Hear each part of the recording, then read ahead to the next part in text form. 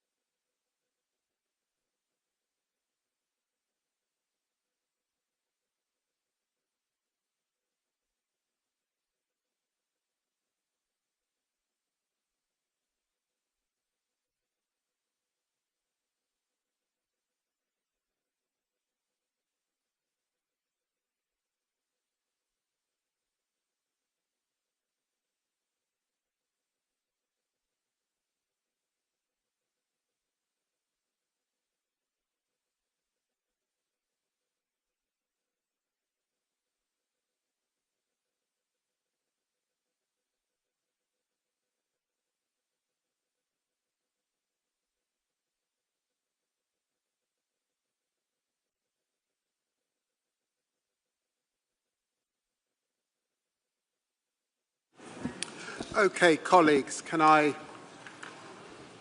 call everyone to attention as we focus on Sudan and this crisis before us.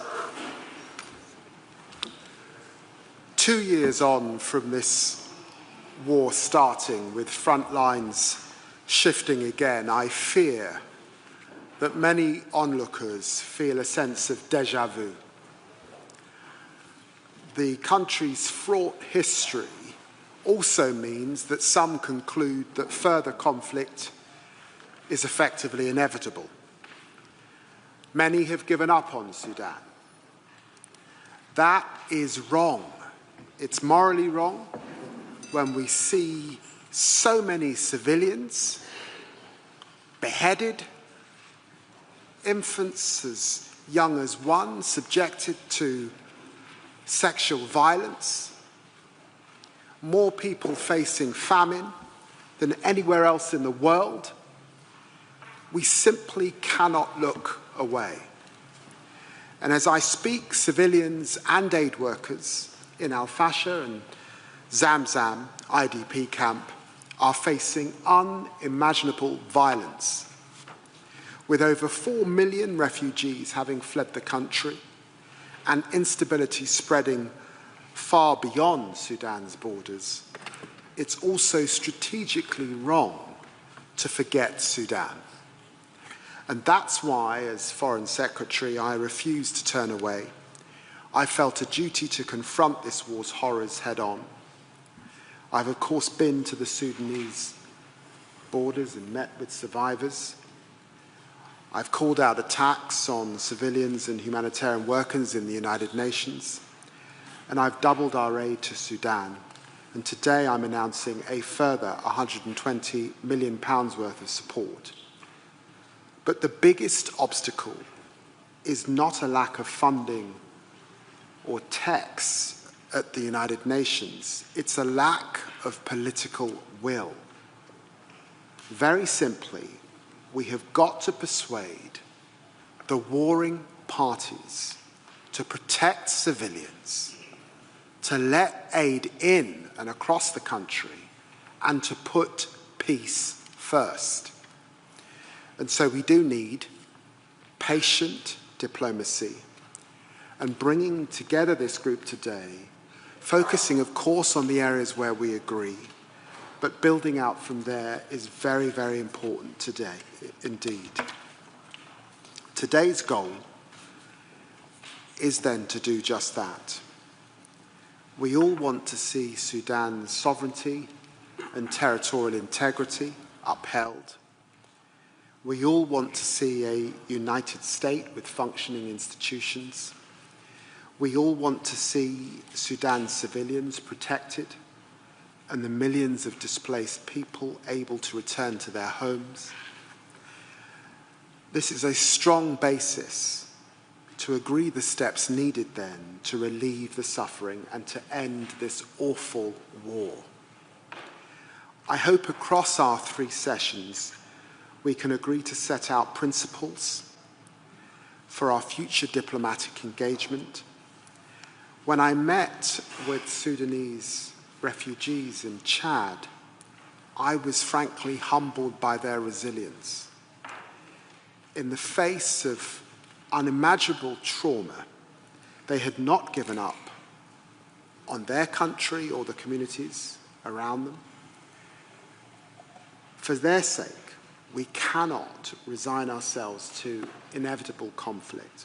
We cannot be back here 1 year from now having the same discussion. So today, let's show them and the world that we've not given up on them. We've not given up on Sudan. I'm hugely grateful to the support of the African Union and to my colleagues from France, from Germany, the EU in supporting this shared endeavour. Let me hand over to AU Commissioner Bankole.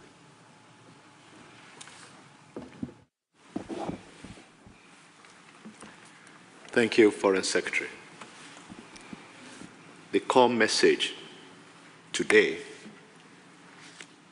from the chairperson of the African Union Commission, Mahmoud Ali Yusuf, is that, and I quote, there can be no military solution in Sudan. Only an immediate, unconditional cessation of hostilities. This, we believe, must be followed by an all-inclusive dialogue to end the war. The devastation, the fragmentation, the humanitarian crisis cannot be tolerated, as you stated, Foreign Secretary. Today marks the beginning of the third year in Sudan. The security situation remains volatile. Ordinary Sudanese are bearing the brunt of this unnecessary, devastating war. The African Union calls on all belligerents to stop this war. We are here because we believe we can invest in the peace of Sudan together. It is also important to send the message clear and loud that the African Union will not allow a balkanization, a disintegration, or a partition of Sudan. We must preserve the sovereignty, the territorial integrity, and the political unity of the Republic of Sudan. We call on all external actors to refrain from interference in Sudan. It does not help the good people of Sudan. Only a united front to save and support Sudanese will be a lasting solution. Foreign Secretary, colleagues,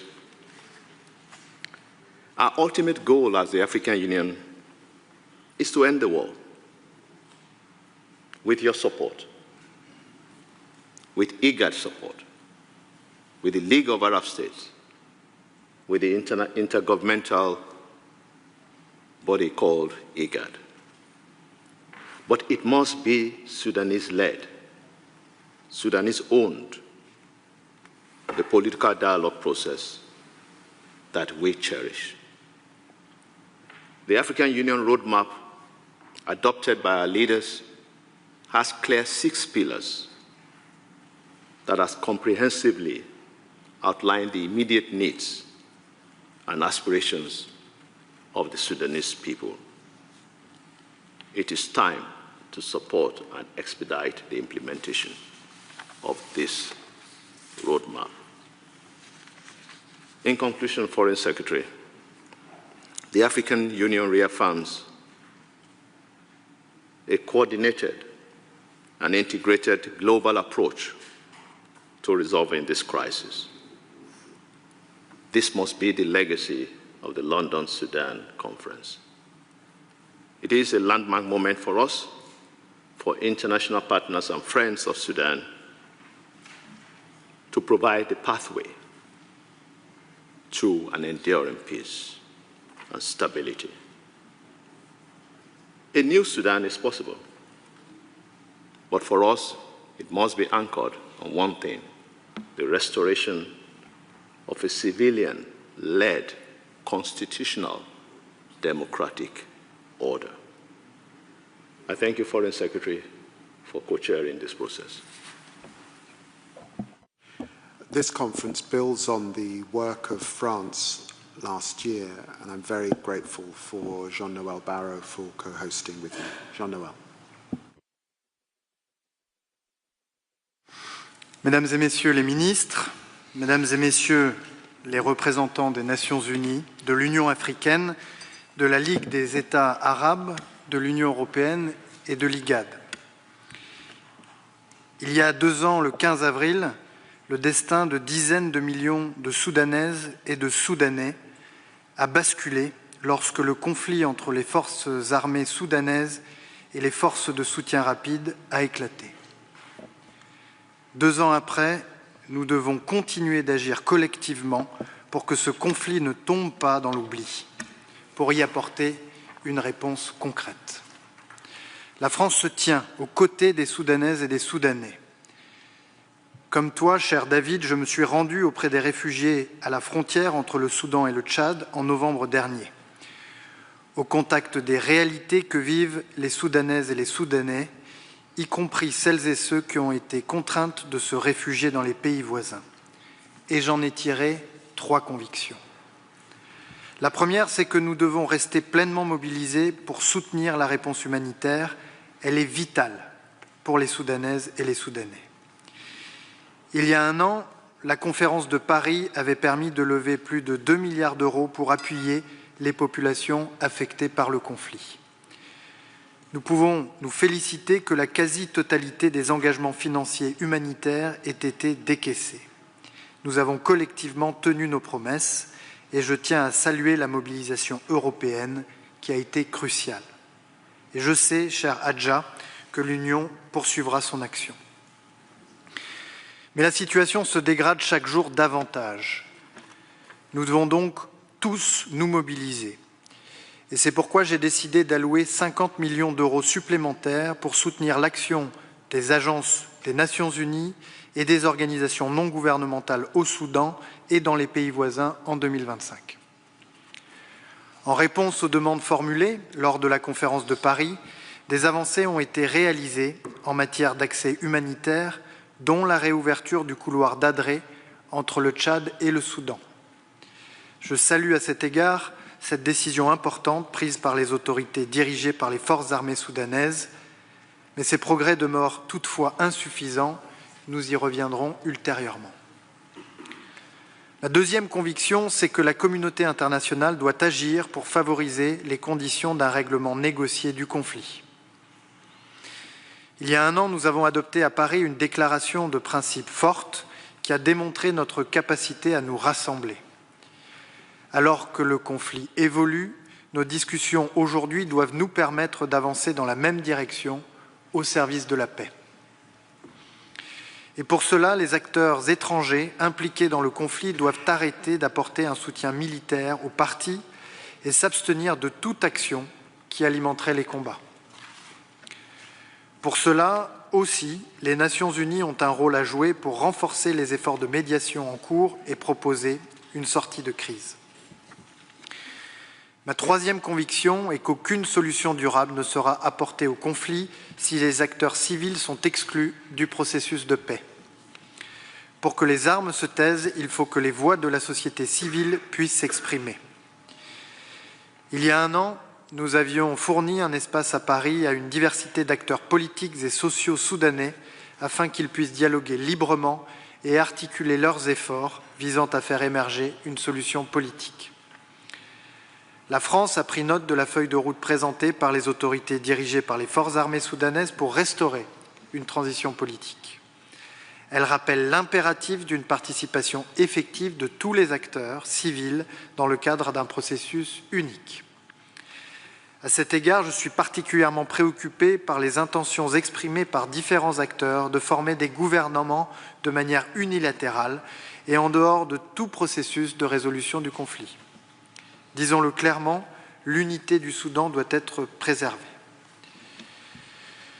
Voilà, mesdames et messieurs, les convictions que je souhaitais partager avec vous et avec les Soudanais qui nous écoutent.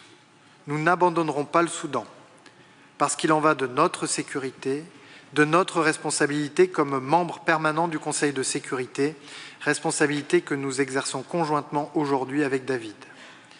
Il en va aussi de nos intérêts, mais aussi d'une certaine vision du monde.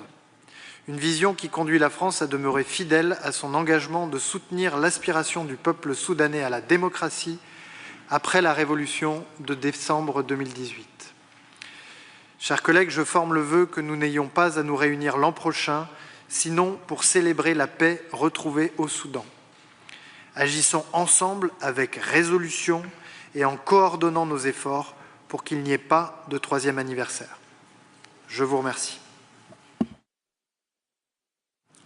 Thank you very much, Jean-Noël, and I'm very grateful for the leadership of Foreign Minister Baerbock from Germany in her period as Foreign Minister.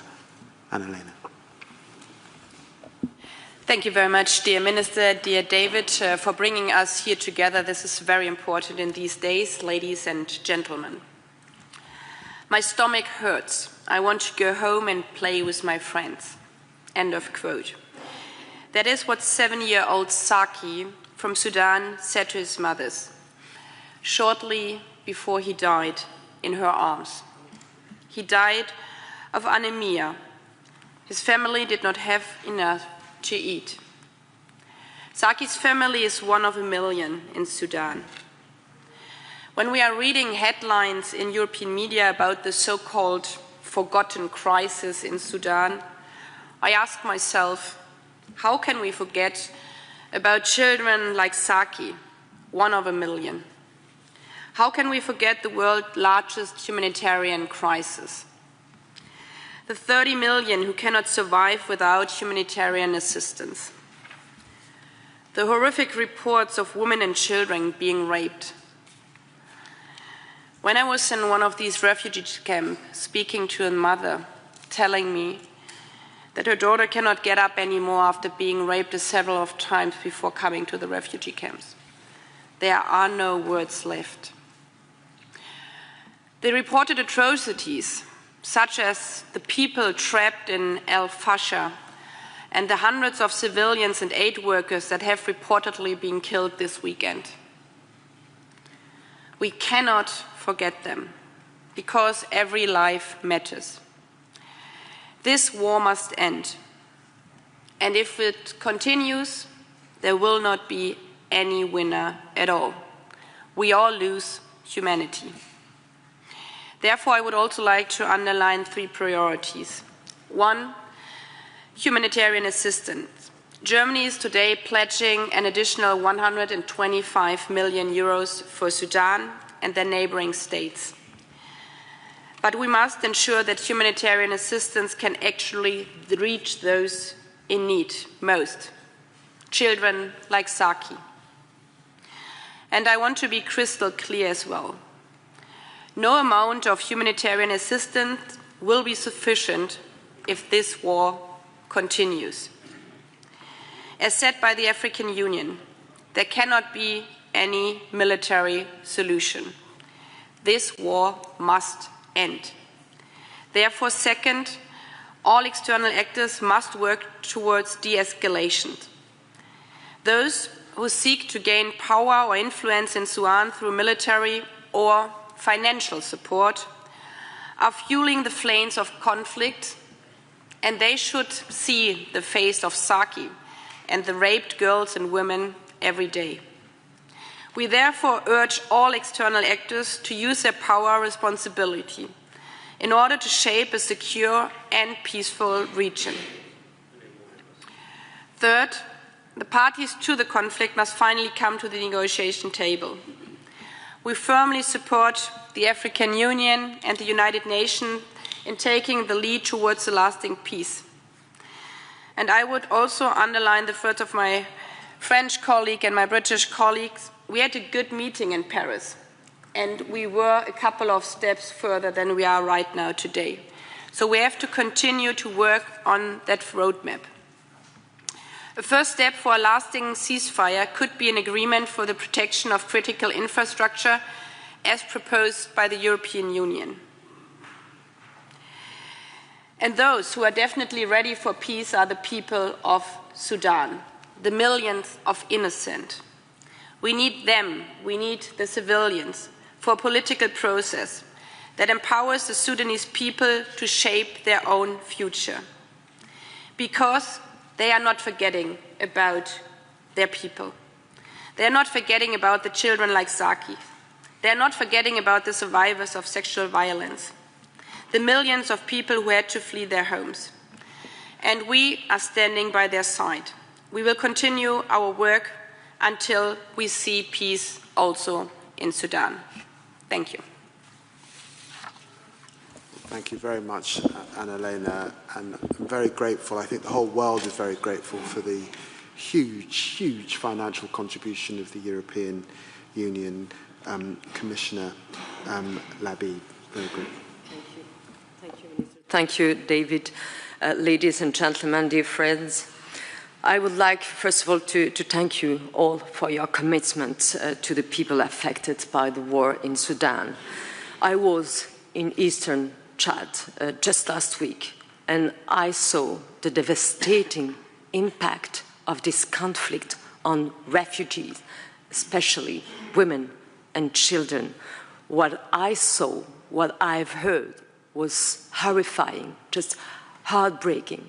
And today, my thoughts are with the people of Sudan, to the nearly 15 million who have been uprooted by conflict, to the 500,000 people trapped in Zamzam camps since February 2025, to the hundreds who died last week, to the nearly 25 million people in emergency food insecurity.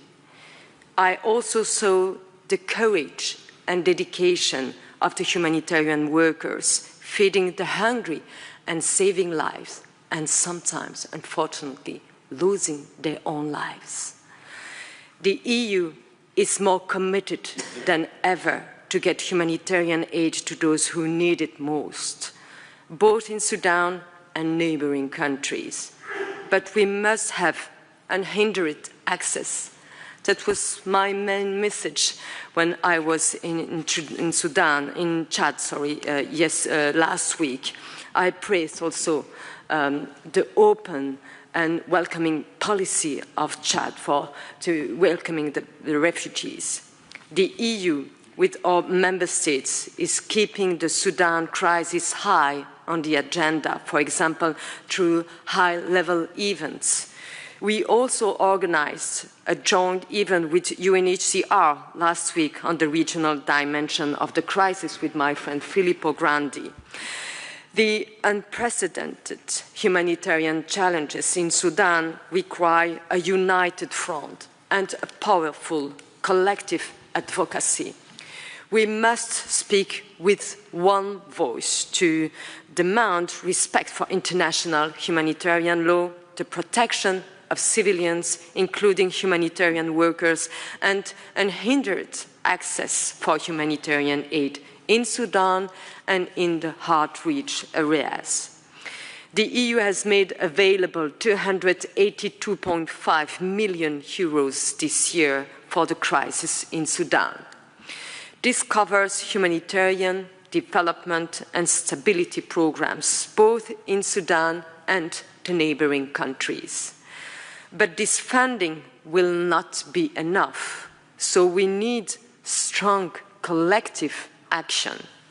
And we must strengthen our coordination to make sure our funding works together and not in silos. This includes getting development actors and the private sector more involved. We must also recognize the vital role of local responders and support them.